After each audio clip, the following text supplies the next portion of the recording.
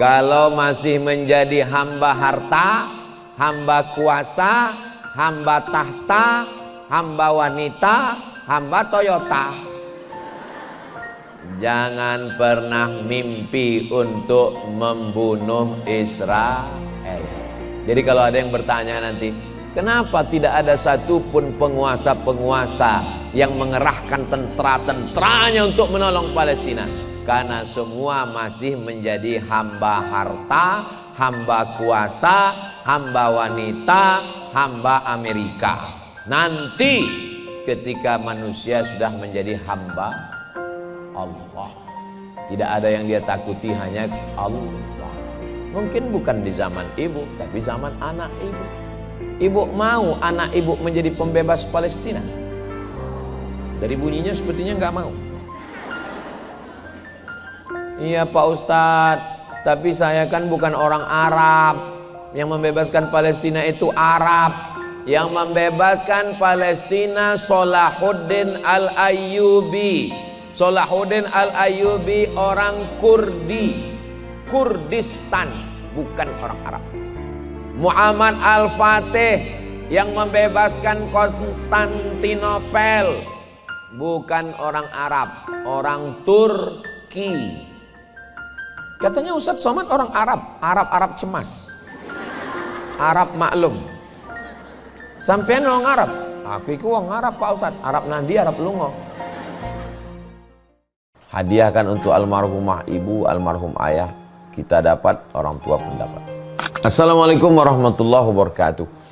Bapak ibu abang kakak adik sahabat jamaah dimanapun berada, ma'akal tafa'afnaita, makanan yang dimakan berubah menjadi kolesterol, diabetes, jantung, gula dan lain sebagainya.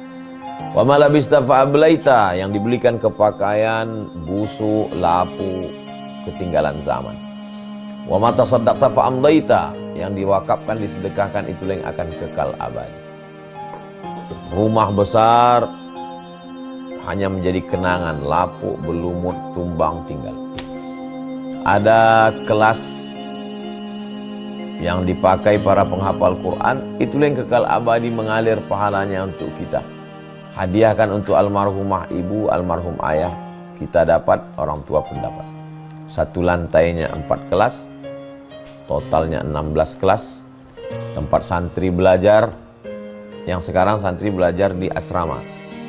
Asrama bisa dibuat kelas, tapi nanti pindahkan ke kelas semua. Mari kita support pembangunan, kirimkan semen, batu bata, kerikil, pasir, besi dan lainnya. Berkah selalu, barakallahu fikum. Wassalamualaikum warahmatullahi wabarakatuh.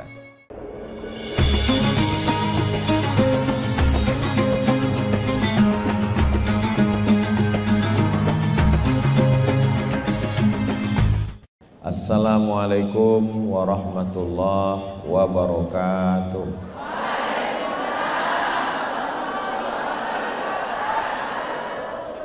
Kalau Tuan pergi ke Batam,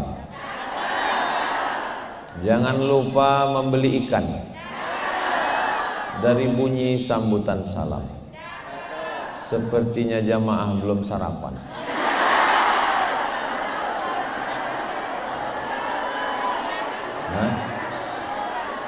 Ini bukan karena belum sarapan Ustadz. Memang cantik burung balam, terbang ke Pulau Buru dari bunyi sambutan salam, karena jamaah terlalu haru.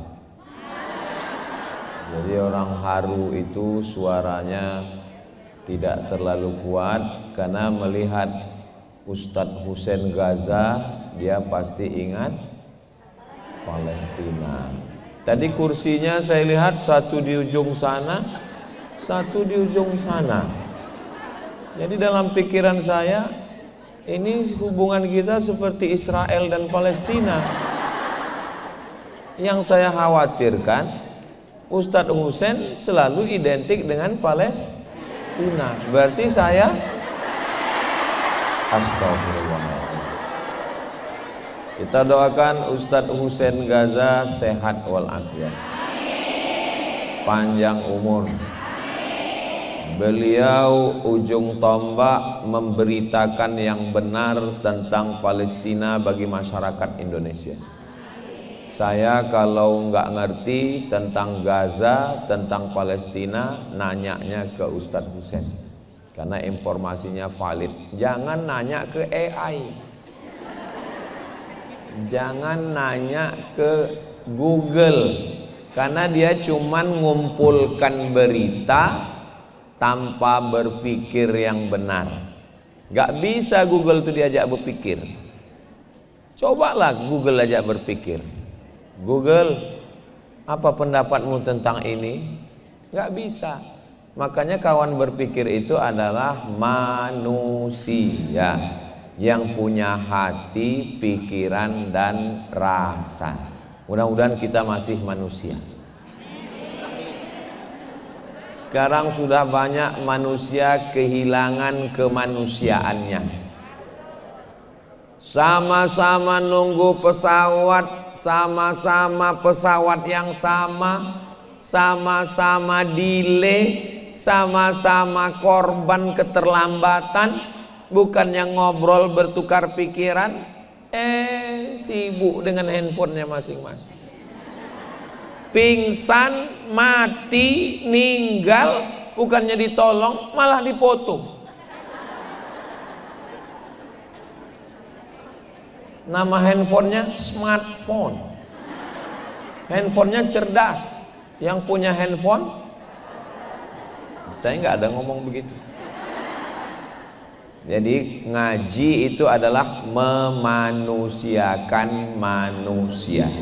Kalau makin ngaji, makin jadi manusia, lanjutkan.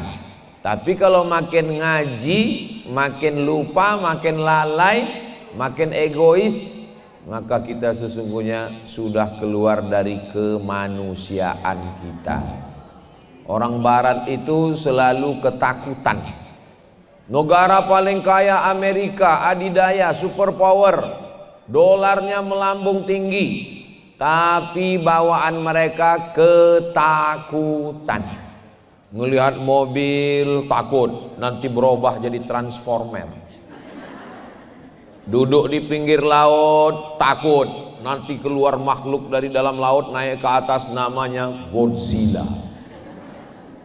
Malam-malam ngelihat langit takut, nanti keluar makhluk dari atas langit ngences, namanya alien. Dan yang paling mereka takutkan bukan transformer, bukan Godzilla, bukan alien. Yang mereka takutkan adalah Islam. Makanya namanya Islamophobia, ketakutan terhadap Islam. Makanya nama-nama seperti nama kami ini susah untuk masuk negara-negara yang takut sama Islam. Siapa nama? Abdul Somad, usir, meledak langsung. Siapa nama? Ustadz Husain, forbidden, jangan kasih masuk. Makanya ibu kalau punya anak kasih namanya Alexander, tapi di rumah Iskandar. Saya sebetulnya pancing senyum itu ini untuk menunjukkan bahwa ibu-ibu ini nggak punya utang. Gimana kita mau membantu Palestina kalau punya utang? Ustadz kok tahu kami nggak punya utang? Kelihatan dari senyumnya yang lepas. Orang kalau punya utang, kita pancing pakai pantun, senyumnya tipis-tipis aja.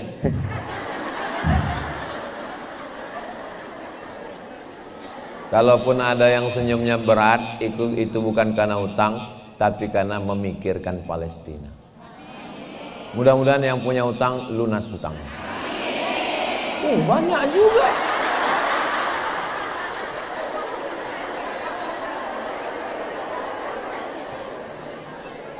Saya kalau nanya itu bukan berarti saya mau menjatuhkan ibu ya. Saya bukan mau mempermalukan ibu depan orang banyak. Cuman saya kan nggak tahu apa yang ada di hati ibu semua. Innal kalama la fil fuadi. Kalimat yang sesungguhnya itu letaknya di dalam hati. Wa inna ma ju'ilal lisanu 'alal fuadi dalila. Diciptakan lisan untuk menceritakan apa yang ada dalam hati.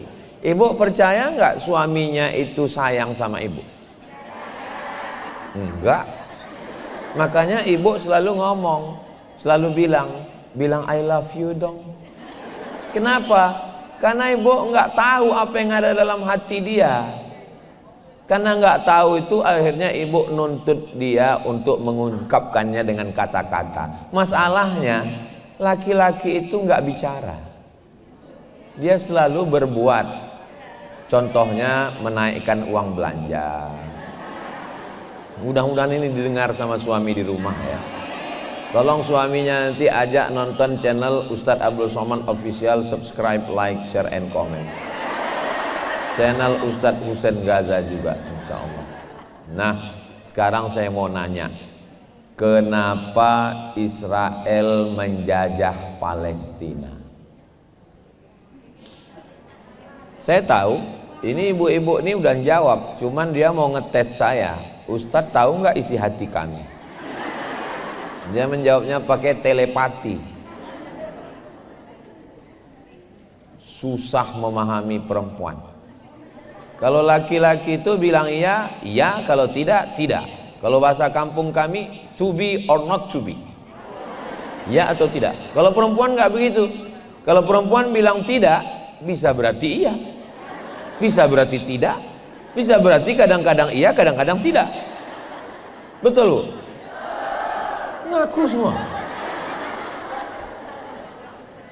Nah, oh, Israel menjajah Palestina karena rebut-rebutan perbatasan Pak Ustadz. Ini Israel, ini Palestina. Jadi mereka rebut-rebutan batasan. Kalau begitu cara kita berpikir, berarti kita mengakui negara Israel. Karena kita sebut mereka rebut batasan. Kenapa Israel mengambil Palestina? Ya karena Israel itu Pak Ustadz penjajah. Maka Israel itu menjajah Palestina. Kalau begitu sama berarti kita mengatakan Belanda menjajah, Jepang menjajah. Berarti ada negara Indonesia, ada negara Belanda. Itu secara nggak sengaja kita sudah mengatakan bahwa ada negara Israel. Coba kalau yang nanya anak kita, mama, kenapa Israel menjajah Palestina? Ya memang udah dari dulu begitu. Sebelum mama lahir, waktu mama kecil nonton TVRI, itu memang sudah, siapa namanya presiden Palestina yang selalu pakai sorban? Yasser Arafat. Yang tahu berarti udah tua. Anak-anak sekarang ditanya udah, saya tahu, saya pura-pura nanya aja. Masa profesor nggak tahu? Nah ini keluar setannya kan? Ada 5 alasan mengapa ada penjajahan terhadap Israel. Kira-kira yang 5 ini bisa diingat? Belum saya sampaikan. Gimana mau diingat?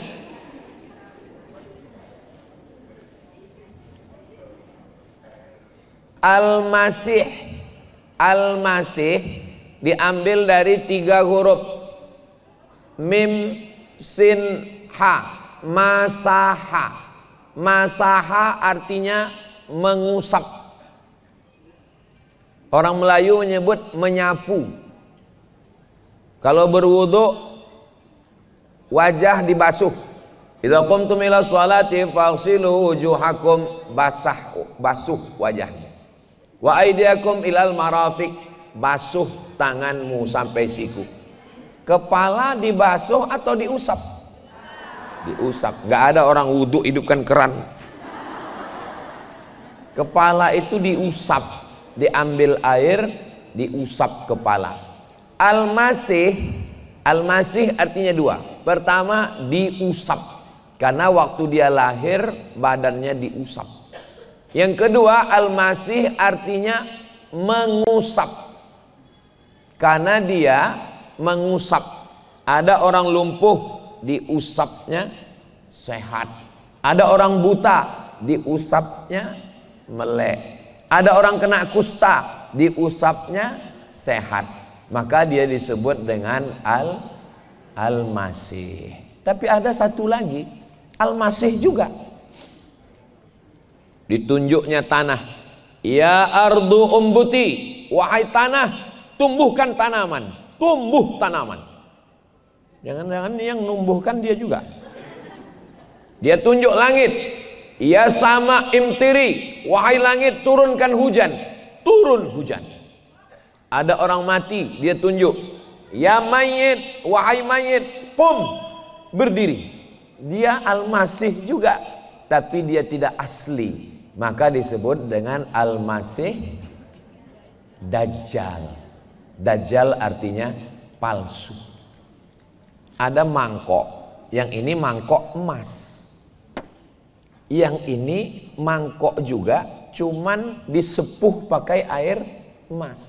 Orang Arab menyebut mangkok emas ini namanya wi'a zahabi, zahab emas.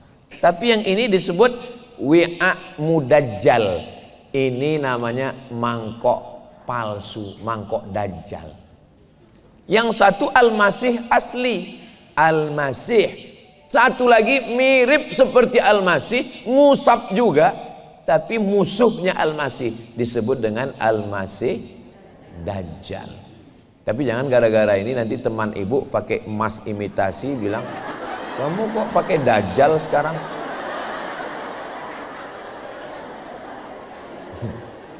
Makanya sebelum salam, Allahumma inni a'udzubika min azabi jahannam wa min azabil qabri wa min fitnatil mahya wal mamat wa min syarri fitnatil masihid dajjal. Malam Jumat baca surat Al-Kahfi biar supaya selamat bisa membedakan mana Al-Masih yang benar dan mana Al-Masih Dajjal. Nah, Israel sedang menanti kedatangan bahasa Ibraninya Mesiah, M-E-S-I-A-C-H, Mesiah. Bahasa Arabnya Masih. Mereka nunggu Al-Masih juga. Kita pun menunggu Al-Masih juga. Karena Nabi Isa sebelum hari kiamat nanti datang. Pertanyaannya, apa beda Al-Masih kita dengan Al-Masih Yahudi? Al-Masih kita original. Al-Masih dia KW. KW itu Dajjal. Tapi jangan gara-gara udah tahu makna Dajjal nanti ngomong, ini bajunya asli apa Dajjal nih?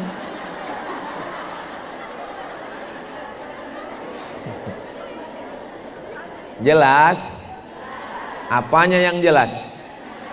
Bahwa kita menanti kedatangan Nabi Isa sebelum hari kiamat tiba, dan mereka pun menantikan kedatangan Mesiah, dan Mesiah yang dimaksud itu adalah Al-Masih Ad-Dajjal.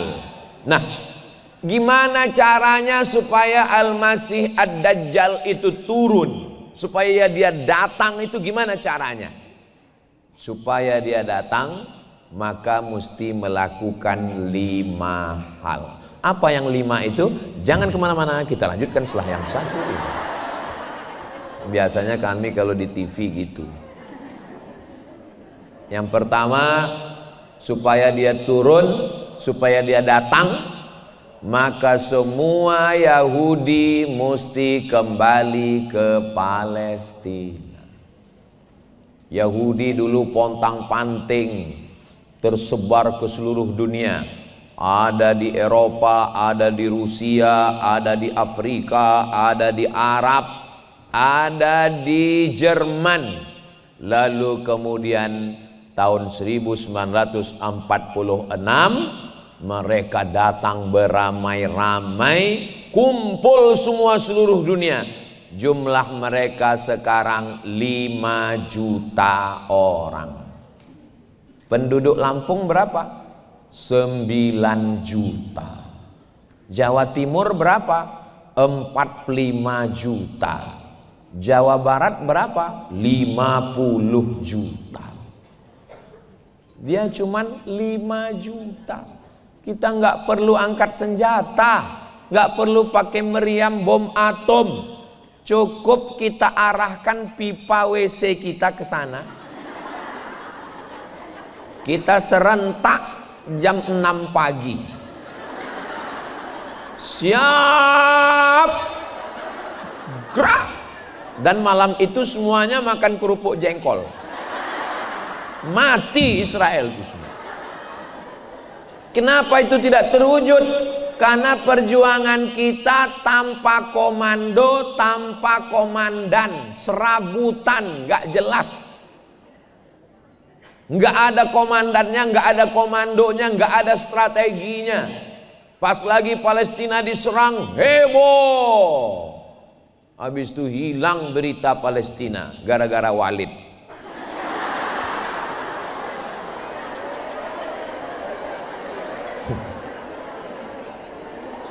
Yang saya omongin betul nggak? Coba kalau kita continue terus membela Palestina, bahwa mereka merebut Palestina bukan masalah perbatasan, bukan masalah penjajahan, karena mereka menunggu kedatangan Mesias Al-Masih Dajjal. Dan syaratnya Dajjal mau turun, kalian mesti ngumpul semua di Palestina. Jadi mereka membayangkan Dajjal itu sedang berada di atas lagi nunggu. Udah ngumpul belum? Ustadz Somad, Ustadz di ruang waiting room dulu ya. Kenapa panitia? Iya, soalnya orang Israel belum ngumpul.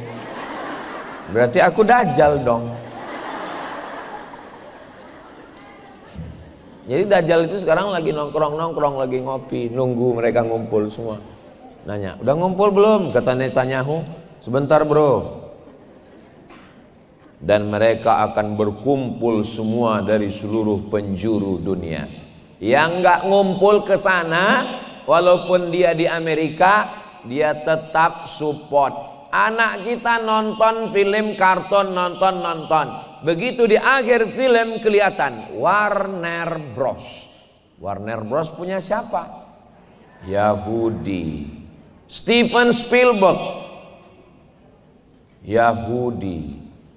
Menteri Luar Negeri Amerika dari dulu, Madeleine Albright, Yahudi.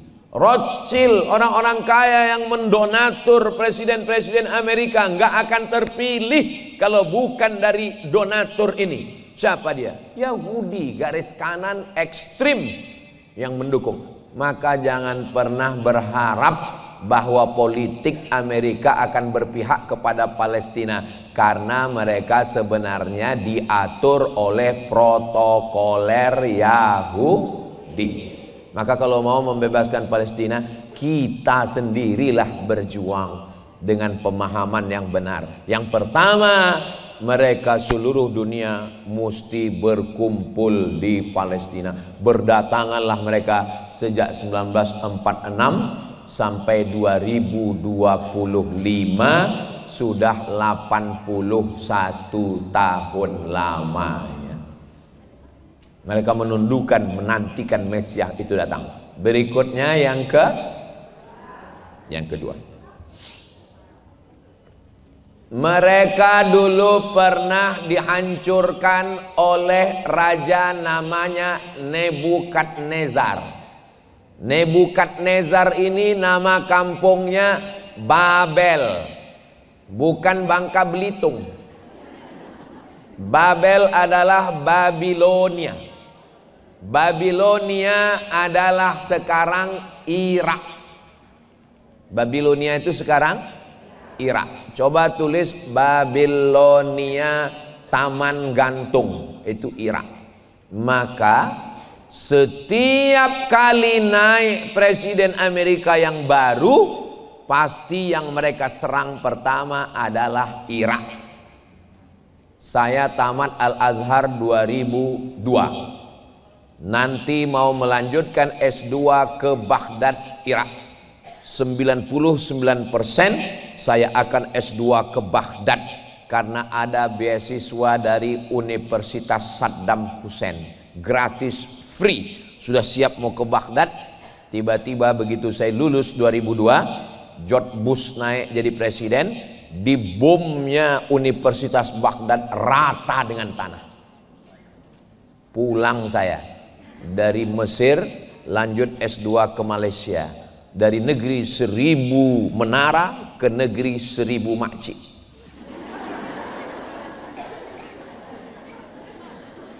Nggak jadi saya ke Baghdad. Kami dulu gitu, Bu. Jadi kami kalau pas lagi musim haji nongkrong di Masjidil Haram, itu nanya informasi S2. Kau S2 di mana? Aku S2 di India. Oh, gimana S2 di India? Biaya murah, daging murah, haji bisa tiap tahun, bisa kerja, dan ada kelebihan. Apa kelebihan di India? Bisa bahasa Arab, bisa bahasa Inggris, bisa bahasa Urdu. Kya hal hai tiki. Bagus, masuk nominasi. Ah, kalau gitu nanti aku India. Kau di mana? Aku sekarang lagi di Maroko. Maroko gimana? Maroko enak, ada saljunya. Kita bisa posting, update status. Untuk apa posting kalau duit nggak ada? Maroko nggak masuk nominasi. Walaupun akhirnya saya ke Maroko juga. Baghdad mantap, Baghdad gimana? Baghdad kita bisa haji tiap tahun sambil kerja naik bis. Dari Irak ke Saudi naik bis. Oh mantap. Biaya kuliahnya berapa? Gratis. Gua banget. Saya memang pemburu beasiswa. Saya suka. Saya S1 gratis, S2 gratis, S3 gratis. Nikah bayar. Pakai mahar. Aduh, saya memang mau. Maka saya ketika Universitas Baghdad itu dihancurkan, apa alasan George Bush menghantam Baghdad, Irak? Karena Saddam Hussein punya senjata pemusnah massal. Masih ingat ibu beritanya? Masih ingat? Amerika penjaga polisi dunia, maka Saddam Hussein mesti dimatikan, dihancurkan karena dia punya senjata pemusnah massal. Setelah patung Saddam Hussein dihancurkan dan Saddam Hussein digantung, pertanyaannya, mana senjata pemusnah massal? Enggak ada. Sekarang orang Baghdad yang dulu mencaci maki Saddam Hussein nangis, mampus kau. Ustaz jangan kasar gitu ngomongnya. Saya ngomong ke Amerika ini sekarang. Saudara yang dimuliakan Allah Subhanahu wa taala, maka mereka selalu menghantam Irak. Kenapa Irak selalu dihantam?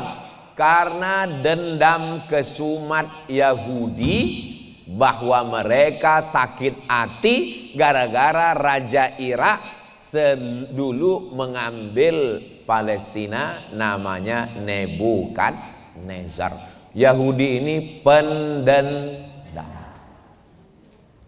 Israel tidak mengirim pejabat tinggi ke Vatikan sekarang.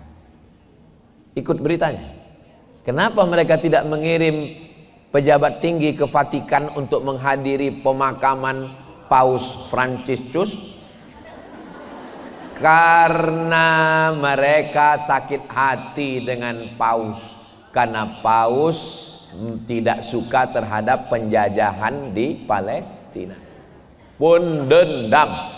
Dulu ada panglima angkatan, panglima tentara Yahudi, matanya buta sebelah. Namanya Jenderal Musa Dayan. Tulis di Google, Jenderal Musa Dayan. Dia minta, akhirnya Perdana Menteri Prancis minta kepada Presiden Mesir, nama presidennya Anwar Sadat. Pak Anwar Sadat itu mumi Fir'aun itu sedang kena bakteri virus. Tahu mumi? Makanya jangan suruh anak manggil mamanya mumi.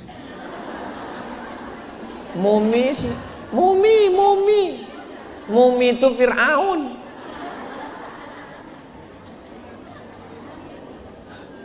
Kata Perdana Menteri Prancis, De Gaulle namanya, kata dia, ini mumi yang ada di Kairo ini kena virus, nanti kulitnya akan busuk. Kata Anwar Sadat, terus piye mas? Ya udah, kami punya dokter yang bisa menyembuhkan. Akhirnya mumi yang ada di Kairo diterbangkan ke Paris, Prancis. Sampai di Paris, katanya mau diobati. Bukan diobati, ternyata di situ Musa Dayan sudah siap mau meninju muka Fir'aun. Begitu datang mumi ditinju. Kaulah dulu yang sudah mengusir nenek moyang kami dari Mesir, ditinjunya. Bukunya ada di rumah, saya simpan dalam bahasa Arab, saya beli di Kairo. Saya waktu membaca buku itu betul-betul gila Yahudi ini. Padahal kejadian Fir'aun ngusir nenek moyang mereka kan 3000 tahun yang lalu. Sedendam-dendamnya orang kita, orang Indonesia, paling-paling kalau kelahi sama tetangga ngomong ke anaknya sebelum mati, kamu jangan nikah dengan anak dia sampai 7 turunan. Cuman 7 turunan kan? Kalau 1 turunan 100 tahun, 7 turunan cuman berapa? 700 tahun. Enggak Yahudi-Yahudi banget. Memang agak Yahudi juga. Tapi ini Musa Dayan 3000 tahun yang lalu nenek moyangnya diusir oleh Fir'aun dari Mesir. Mumi itu dia tinju. Saya waktu membaca buku, betul-betul gila Yahudi. Begitulah dendam kesumat mereka. Apalagi dendamnya kepada Sayyidina wa Maulana Muhammad sallallahu alaihi wasallam. Presiden pertama Yahudi Israel perempuan, namanya Golda Meir. Waktu dia pidato pelantikan, apa kata Golda Meir? Aku mencium bau nenek moyangku di kota Madinah. Karena di Madinah ada 4 Yahudi. Yahudi Bani Nadir, Yahudi Bani Quraizah, Yahudi Qainuqa, Yahudi Khaybar. Ingat baik-baik karena ini akan masuk dalam UAS, ujian akhir semester. Yahudi Nadir, Quraizah, Qainuqa, Khaybar. Pidato bersama Golda Meir. Aku mencium bau nenek moyangku di Madinah. Paham maksudnya? Kalau dia berkuasa, dia mau ngambil Madinah dan mau mengambil jasad Nabi Muhammad sallallahu alaihi wasallam. Begitulah jahatnya orang Yahudi, dendam kesumat. Pertama, kumpul semua Yahudi di Palestina. Sudah ngumpul belum? Sudah 5 juta orang. Yang kedua, hantam Irak. Maka siapapun presidennya, hantam Irak, hantam Irak, hantam Irak. Mereka ngantam Irak itu mau ngambil minyak Pak Ustadz. Betul. Mereka mengantam Irak itu karena Saddam Hussein adalah orang yang paling membela Islam. Betul. Tapi di atas itu semua, karena syarat menurut mereka Mesiah Dajjal turun, syaratnya adalah hantam dulu Babilonia. Dan sekarang Irak hancur lebur. Kasihan saudara-saudara kita di Irak. Berikutnya yang saya ingat. Terus Ustadz ingat kok nanya, saya mau ngetes jamaah ini masih sadar atau enggak. Kalau jamaah itu masih sadar, dia bilang 3. Tapi kalau enggak sadar, ya terserahlah Pak Ustadz, mau berapa pun. Yang penting Ustadz cepat selesai, kami mau dengar berita Palestina dari Ustadz Husain. Ustadz Husain udah nyampaikan? Udah. Berikutnya yang ketiga, mesti ditanam satu pohon, namanya pohon horkat. Saya naik bis dari Kairo sampai ke Bukit Saint Catherine, Jabal Musa. Kami naik ke atas jam 2 malam. Insya Allah nanti panjang umur sehat badan kita naik ke atas. Ongkos tanggung masing-masing. Habis itu turun lagi, kami lanjutkan perjalanan sampai ke satu kota. Kotanya dikasih pagar di tengah. Oh, seperti ini. Yang ini Mesir, yang sana Israel. Palestina.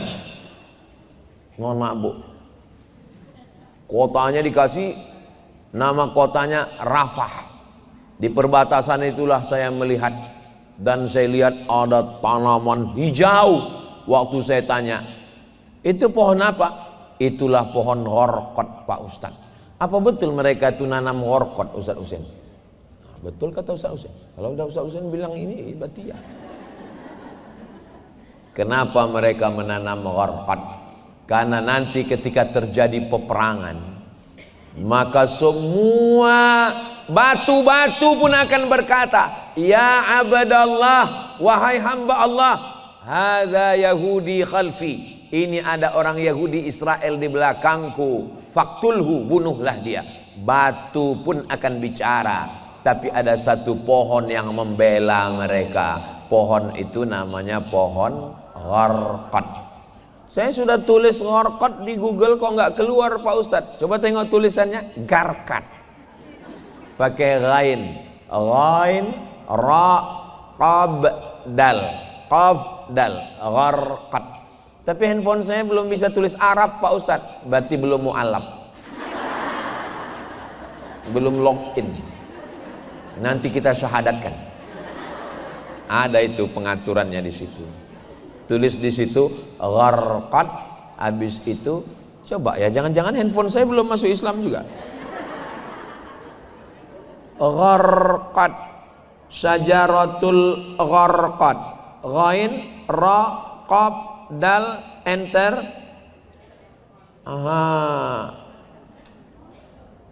kok lambat ya, habis pula paket. Gharqad, kalau bisa ditampilkan di sini, tampilkan Mas. Gharqad. 1400 tahun yang lalu Nabi sudah memberitahu. Saya semakin yakin bahwa Nabi Muhammad itu adalah Nabi yang diutus oleh Allah Subhanahu wa ta'ala. Seandainya yang dia katakan itu gharqad sekarang tidak ditanam orang Yahudi, mungkin kita akan berkata, mana itu yang kata Nabi syajaratul gharqad? Ternyata mereka memang menanamnya. Kalau terjadi nanti peperangan, kita datang, dan ketika itu kapan Palestina itu akan menang Pak Ustadz? Coba tengok bunyi kalimatnya. Batu berkata, ya abdallah, wahai hamba Allah, hadza Yahudi khalfi, ini ada Israel di belakang saya. Batu tidak berkata, ya Saudi, ya Misri, ya Lampungi, ya Minangkabawi. Tapi yang dipanggil Yahudi, yang dipanggil pohon, yang dipanggil oleh batu adalah ya abdallah. Yang bisa perang melawan Israel itu adalah Abdullah, hamba Allah. Hamba Allah itu siapa? Abdullah, Abdurrahman, Abdurrahim, Abdus Somad.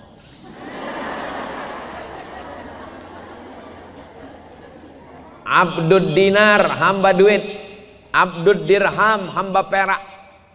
Mata uang zaman dulu cuma dua, zahab, emas, dinar, perak. Warna dinar itu Pak Ustadz, emas itu yang dipakai. Oh ini emas juga.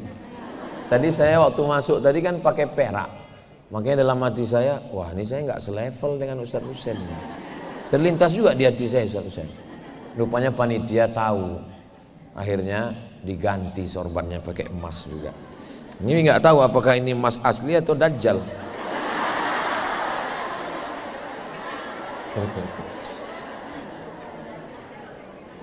Kalau masih menjadi hamba harta, hamba kuasa, hamba tahta, hamba wanita, hamba Toyota, jangan pernah mimpi untuk membunuh Israel. Jadi kalau ada yang bertanya nanti, kenapa tidak ada satupun penguasa-penguasa yang mengerahkan tentara-tentaranya untuk menolong Palestina? Karena semua masih menjadi hamba harta, hamba kuasa, hamba wanita, hamba Amerika. Nanti ketika manusia sudah menjadi hamba Allah. Tidak ada yang dia takuti, hanya Allah. Mungkin bukan di zaman ibu, tapi zaman anak ibu. Ibu mau anak ibu menjadi pembebas Palestina? Dari bunyinya sepertinya nggak mau. Iya Pak Ustadz, tapi saya kan bukan orang Arab. Yang membebaskan Palestina itu Arab. Yang membebaskan Palestina Salahuddin Al-Ayyubi. Salahuddin Al-Ayyubi orang Kurdi, Kurdistan, bukan orang Arab. Muhammad Al-Fatih yang membebaskan Konstantinopel, bukan orang Arab, orang Turki. Katanya Ustadz Somad orang Arab, Arab cemas, Arab maklum. Sampean orang Arab, aku iku orang Arab Pak Ustadz, Arab nandi, Arab lungo. La farqa bainal arabi wal ajam. Tidak ada beda antara yang Arab dengan bukan Arab. Wala farqa bainal abyadi wal aswad. Tidak ada beda antara yang kulit putih dengan kulit hitam. Kullukum min Adam. Semua kamu dari Adam. Wa Adam min turab. Dan Adam diciptakan dari tanah. Iya Pak Ustadz, tapi kita nggak punya tank. Kita nggak punya mobil perang. Tank, besi, baja besar, hanya dihancurkan pakai drone. Drone yang sebesar ini diletakkan alat canggih, hancur tank. Walaupun anak ibu nggak pergi ke sana, cuman main-main drone aja. Makanya kalau ada anak ibu hobi main drone, jangan-jangan dia yang membebaskan Palestina. Doakan dia, ya Allah, jadikan anakku ini pembebas Palestina. Kalau mendoakan itu jangan tanggung-tanggung. Ayah Muhammad Al-Fatih itu waktu dia pagi memandikan anaknya di tepi sungai, dia katakan, wahai anakku, engkau nanti yang akan membebaskan Konstantinopel. Begitu. Ini ibu-ibu sekarang pas lagi mandikan anak kecil, mudah-mudahan lulus PNS.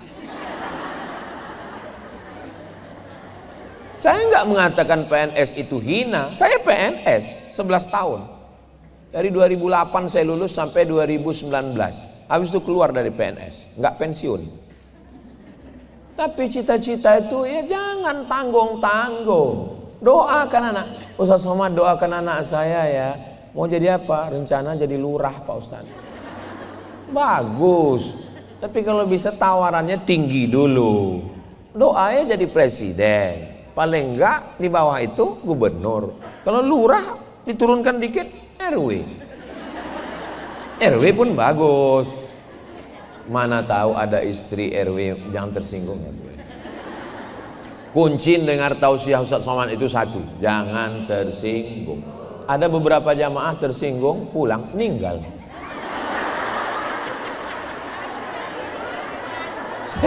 Saya bukan nakut-nakut. Ada ibu yang tersinggung. Oh, takut semua. Jadi didiklah anak kita jadi hamba Allah. Didikkah anak kita menjadi punya cita-cita yang tinggi. Cita-cita tertinggi adalah syahid. Cita-cita tertinggi adalah membebaskan Palestina. Jangan jadikan Palestina ini hanya momentum seperti gempa bumi, tsunami. Ketika terjadi tsunami, heboh. Begitu infonya hilang, surut. Datang longsor, banjir bandang, heboh. Begitu selesai. Jangan begitu. Menyikapi Palestina ini enggak ada kendornya, gas terus, takbir.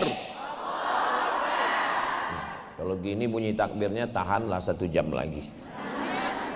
Tadi saya mulai ngomong jam 10 kurang 15. Sekarang sudah jam 10.30. Berarti saya kan udah ngomong 45 menit. Nah, untuk ngetes jamaahnya semangat atau enggak, itu maka saya takbir. Saya dengar takbirnya tadi kuat, berarti masih kuat. Soalnya kalau saya takbir Allahu Akbar terus jadi Allahu Akbar. Itu langsung aja. Demikianlah ini yang saya sampaikan, mudah-mudahan berkah. Pertama, semua Yahudi Israel pindah ke Palestina sejak 1946. Yang kedua, bantai Irak, karena Irak Nebukadnezar dulu menghantam Israel. Yang ketiga, tanam pohon-pohon hijau. Jadi menurut bayangan mereka itu si Mesias Dajjal itu lagi sedang duduk-duduk nengok ke bawah. Udah hijau belum? Belum, tanam lagi ya.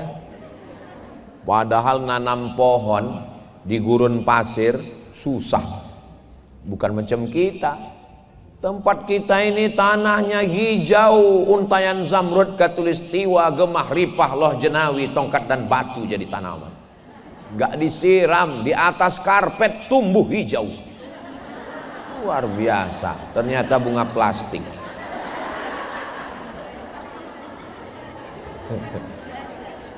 Berikutnya yang keempat. Yang keempat adalah bahwa itu darah bayi-bayi mesti membasahi tanah. Jangan heran kalau mereka membunuh anak kecil. Heran, kenapa mereka membunuh anak kecil? Kenapa mereka meledakkan anak? Karena si Dajjal lagi nunggu tanah itu merah karena darah anak kecil. Anak kecil, mohon maaf, kepalanya lepas ditarik oleh ayahnya. Enggak ada sama sekali rasa kemanusiaan, diletupkan, diledakkan. Orang yang enggak ngerti, bingung dia, kok begini? Tapi bagi ibu bapak yang paham, oh, kenapa mereka menghantam semua orang Islam, hancur semua? Supaya tanah Palestina itu merah karena darah. Disitulah Al-Masihnya itu turun. Ini menunjukkan mereka ini penyembah setan.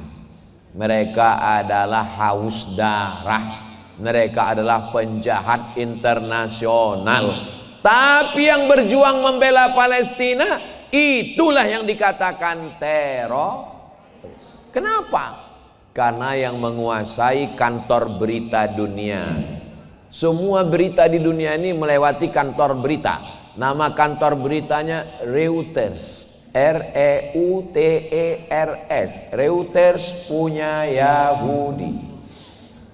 Kalau mau nulis Israel di Instagram, mesti angka 15R43L. Gak boleh nulis. Kenapa? Begitu kita tulis Israel, kita tulis Yahudi, langsung dia ban. Kalau kita posting tentang pembantaian Palestina, dia hilangkan videonya. Kenapa? Karena punya dia. Oh, jadi Instagram itu punya Yahudi. Ya, tapi Ustaz Somad punya Instagram. Ustaz Somad kok main Instagram? Itu cara saya menebarkan, memakai alat dia untuk dulu mereka buat YouTube. Harapan mereka kalau YouTube ini tersebar, nanti umat Islam sibuk dengan film, nggak sholat. Ternyata YouTube kita manfaatkan pengajian-pengajian. Jadi kalau untuk posting, hati-hati, takutnya nanti di-ban. Ustadz emangnya punya akun Instagram? Iya, yang followernya 9 juta itu. Maksudnya yang belum follow. Ibu sudah follow? Alhamdulillah. Saudara yang dimuliakan Allah Subhanahu wa taala, ini alat-alat ini mereka buat untuk merusak anak umat Islam. Menurut mereka nanti anak umat Islam, bapak umat Islam, ibu umat Islam akan sibuk scroll. Isi TikTok itu dulu dua. Pertama ulat pinang, kedua ulat jagung. Sekarang isinya adalah sholawat.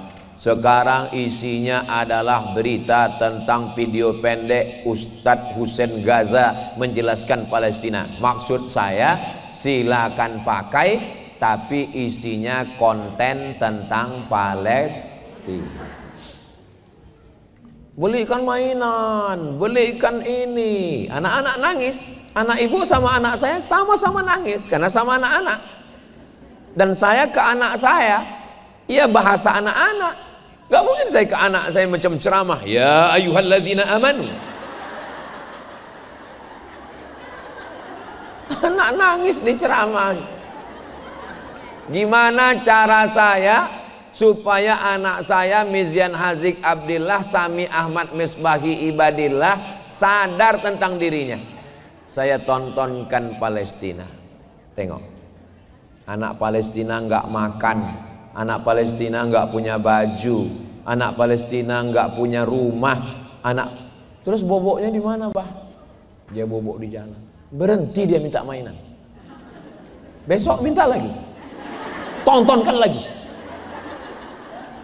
Maka semangat dia. Kalau udah cerita Palestina, Palestina, cita-citanya pun tanya, mau jadi apa? Mau jadi tentara. Saya terus terang waktu dia bilang mau jadi tentara tuh bangga saya. Berarti masuk dalam pikiran dia untuk membebaskan Palestina mesti jadi tentara. Sami nanti mau jadi apa? Tentara. Terus kalau jadi tentara untuk apa? Untuk membunuh hantu. Itu lemas lagi badan saya. Mungkin maksud dia hantu itu Israel. Silakan anak ibu jadi tentara, silakan anak ibu jadi angkatan laut, silakan anak ibu jadi angkatan udara. Sesuai dengan dari kecil tuh bakatnya udah kelihatan. Anak saya ini Pak Ustadz suka mandi sungai, angkatan laut. Anak saya ini kemana-mana Pak Ustadz main layang-layang, angkatan udara. Dia nanti dengan drone-nya yang akan menghancurkan tank-tank Israel itu. Anak saya ini kemana-mana bawa jarum suntik Pak Ustadz, dokter spesialis. Kalau nggak lulus Pak Ustadz, narkoba. Ya Allah, selamatkan anak kami dari narkoba. Jadi nolong Palestina nggak mesti jadi ustadz. Saya bisa menjelaskan, tapi untuk bertempur apa yang dilakukan? Yang membebaskan Palestina Salahuddin Al-Ayyubi, tentara. Yang membebaskan Konstantinopel Muhammad Al-Fatih, tentara. Tapi Muhammad Al-Fatih dididik oleh Aga Samsuddin, dibesarkan ulama. Salahuddin Al-Ayyubi tentara, raja, sultan, panglima perang, tapi dididik oleh kitab Ihya Ulumuddin. Khatam dia baca kitab Ihya, ditulis oleh Imam Abu Hamid Al-Ghazali.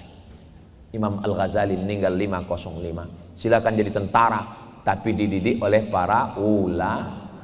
Sebelum dididik ulama, sebelum pondok pesantren, sebelum S1, S2, S3, S teler, S tendol, S doger, S Bandung, pendidikan yang pertama adalah pendidikan ibu.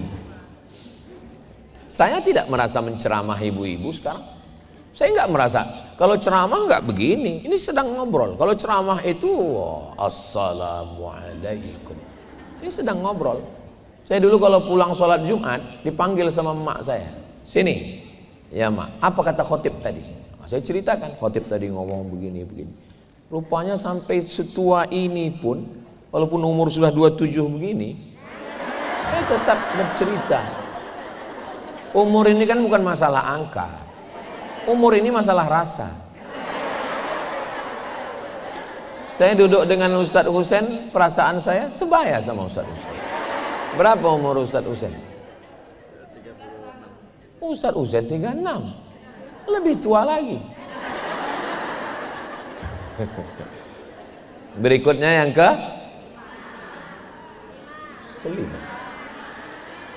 kelima. Setelah darah tumpah, berikutnya yang kelima. Menurut mereka di bawah Masjidil Aqsa di situ ada Temple of King Solomon. Tulisannya di Google Temple.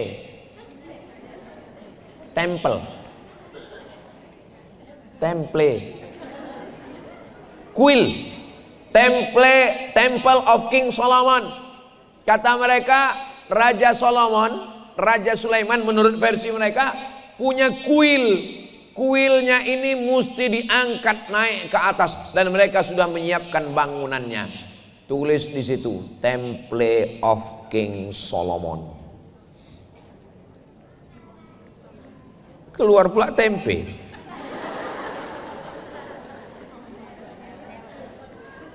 Temple of King Solomon. Nah, itu dia. Menurut mereka, Mesias itu akan turun kalau Temple of King Solomon sudah siap, baru mereka pun memanggil, hai Dajjal. Mereka nggak menyebutnya Dajjal, yang menyebut Dajjal itu kita. Mereka menyebutnya Mesias. Oh Mesias, syarat-syaratnya sudah siap, datanglah, datang. Kayak manggil jelangkung juga.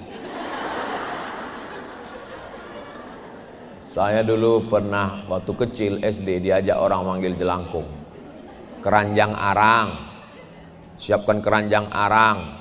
Habis itu jangka, nanti jangkanya berputar-putar. Habis itu kemudian kertas, nanti kertasnya akan nulis nama untuk SDSB Porkas. Jelangkung jelangsek, kami panggil kau datang. Hai, sepi sunyi, berharap nanti jangkanya berdiri akan nulis. Rupanya terkentut. Begitulah mereka memanggil, mempersiapkan alat-alatnya supaya Mesias Al-Masih Dajjal itu datang. Mereka begitu seriusnya, serius mereka untuk menyambut kedatangan Mesias. Kita serius. Kita lebih serius menghadapi Idul Fitri. Beli toples baru, gorden baru. Wow. Ibu kok nggak puasa? Musafir. Ibu kok nggak puasa? Sakit lambung. Ibu kok nggak puasa? Mah akut. Ibu kok nggak puasa? Demam. Wah, pas giliran mau hari raya, siap semua. Hari raya bu, oh Islam. Mereka sangat siap menyambut Mesias. Maka datang seorang berkeluarga negaraan Prancis, namanya Roger Garaudi. Tulisannya Roger Garaudi. Kata dia, Israel membangun negaranya berdasarkan mitos. Dia membuat satu mitos, cerita bullshit, omong kosong, lalu dia buat negaranya.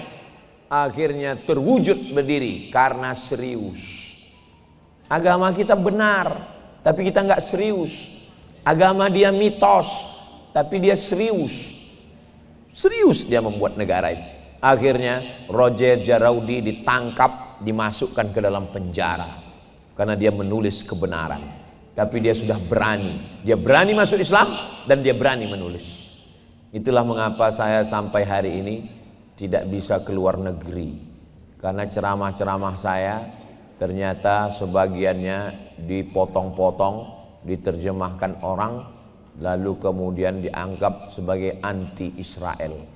Maka ibu pun hati-hati juga. Khawatirnya nanti ibu nggak bisa keluar rumah ke mall. Insya Allah kita di Indonesia aman damai, insya Allah, amin.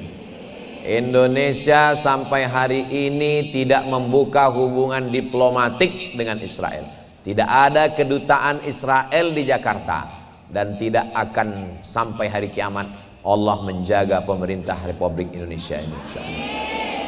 Tapi itu tergantung kekuatan ibu-ibu sekalian. Yang paling dikhawatirkan sekarang bukan bapak-bapak. Yang dikhawatirkan adalah grup WhatsApp gerakan mak-mak garis keras.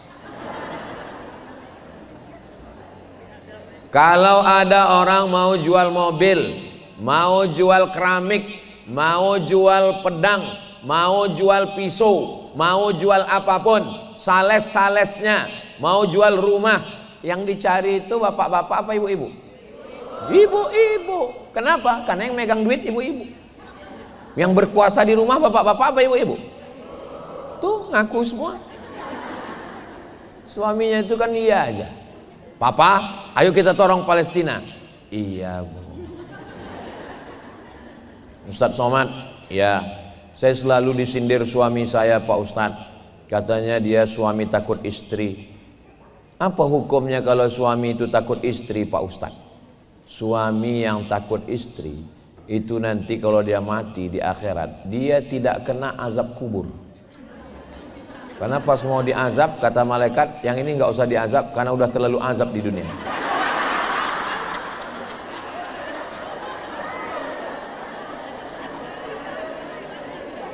Saya yakin suami yang nonton sedang tersenyum di rumah. Ini istri saya nih Pak Ustadz.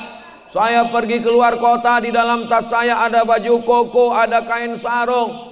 Saya pulang dia nanya, kamu nginap di hotel syariah, di hotel mana, jalan sama siapa, pulang jam berapa, kunci motor mana, gaji mana. Itu bukan istri Pak, itu security. Itu bukan istri Pak, itu adalah malaikat penyelamat yang dikirim Allah Subhanahu wa ta'ala untuk mendampingi. Selagi ibu masih nyinyir, selagi ibu masih nanya, kamu kenapa nggak sholat, kamu pulang jam berapa, kunci motor mana, uang di mana, insya Allah keluarga selamat dari pelakor. Tapi kalau ibu sudah diam, Bu, saya lihat suami ibu kayaknya ada gelagat-gelagat, alah kamu aja yang suuzon. Waspadalah. Kejahatan terjadi bukan karena ada niat dari pelakunya, tapi karena ada kesempatan. Waspadalah. Pulang dari sini, suami ibu akan bertanya dan berkata di depan pintu, "Oh my angel, kau adalah malaikat-malaikat." Istri yang baik, suami jadi baik. Istri baik, anak jadi baik. Istri baik, mantu jadi baik. Semua yang berperan di dalam rumah tangga adalah seorang perempuan. Saya menjadi baik karena ibu saya baik. Saya dulu pulang ke rumah, kalau bawa mainan mobil-mobilan, mau tidur di rumah mobilnya naik ke atas bantal. Dapat di mana? Ini kan bukan yang kita beli, iya dapat di jalan. Pulangkan ke jalan. Nggak boleh bawa barang haram ke rumah. Sampai saya jadi ustadz, mak saya meninggal tanggal 18 Maret 2019, 11 Rajab. Kau hati-hati. Aku nih ustadz mak, setannya ustadz juga. Aku nih dari Mesir mak, setannya lulusan Mesir Fir'aun. Ibu tidak pernah melihat anaknya sebagai ustadz. Ibu saya selalu membanggakan ustadz dia. Dia puasa bulan Rajab. Saya bilang, Mak, bulan Rajab itu puasanya pilihan. Kalau mau full boleh. Dalilnya bahwa bulan Rajab itu bulan haram, bulan mulia. Tapi dia udah tua, dia puasa terus. Saya bilang, Mak mesti makan sehat. Menurut ustadz saya.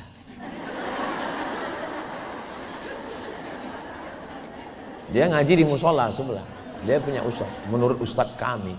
Saking kan emosinya saya, aku nih ustadz hebat, saya bilang. Enggak hebat ustadz kami, kata dia. Ibu tidak pernah melihat anaknya besar. Makanya kalian anak-anak, ibu-ibu juga, jangan pernah ajari ibu mau bicara. Jangan tunjukkan kepandaian mau bicara di depan ibu, karena kau pandai bicara karena ibu. Sakit hati dia. Maka belajar dari itu, saya nggak pernah menceramahi ibu saya, nggak pernah. Sampai akhirnya suatu malam,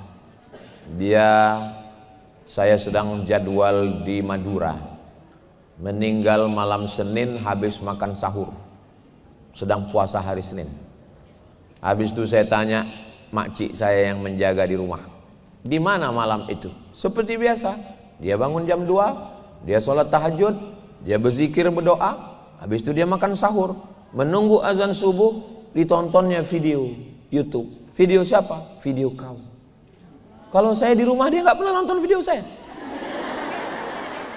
Dia nggak pernah nganggap saya ustadz. Dia nggak pernah muji saya. Dia nggak pernah mengatakan saya hebat.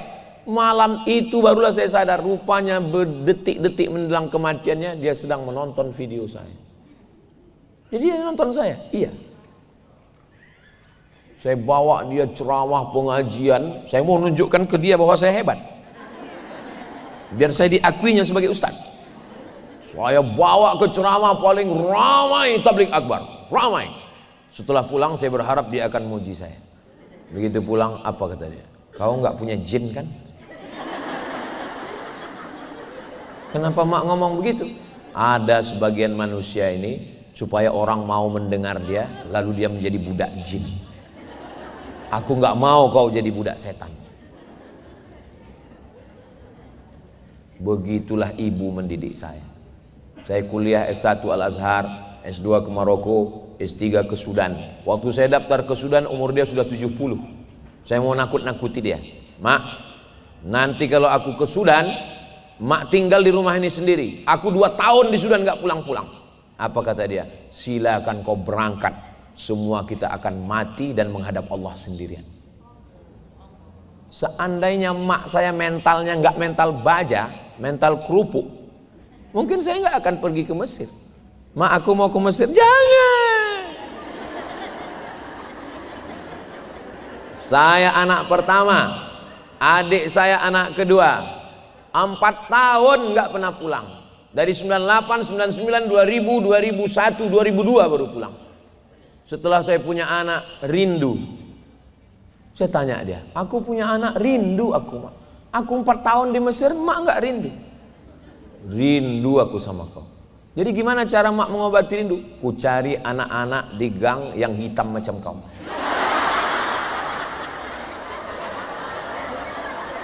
Ku bawa ke rumah, ku kasih makan, ku belikan baju, ku kasih duit, ku usap kepalanya untuk mengobati rinduku ke kau. Kenapa mak kirim aku jauh-jauh ke Mesir, ke Maroko? Supaya kau jadi orang. Kalau ku letakkan kau di rumah, celah ketiak kau jadi hantu. Begitu ibu saya mendidik saya. Pendidikan pertama adalah ibu. Kalau ibunya baik, anaknya akan menjadi Salahuddin Al-Ayyubi. Anaknya akan menjadi Muhammad Al-Fatih. Tapi kalau ibunya sundel bolong, nyi blorong, suster ngesot, mak lampir, nenek sihir, entah kenapa ya saya heran, kenapa hantu itu kebanyakan perempuan. Ibu-ibu mesti tuntut ke Komisi Perlindungan Perempuan. Mesti ada perwakilan dari Lampung yang menuntut ke Komisi Perlindungan Perempuan supaya diseimbangkan antara hantu laki-laki dan hantu perempuan. Nyi blorong, sundil bolong, mak lampir, nenek sihir, dan semua ketawa hantu perempuan.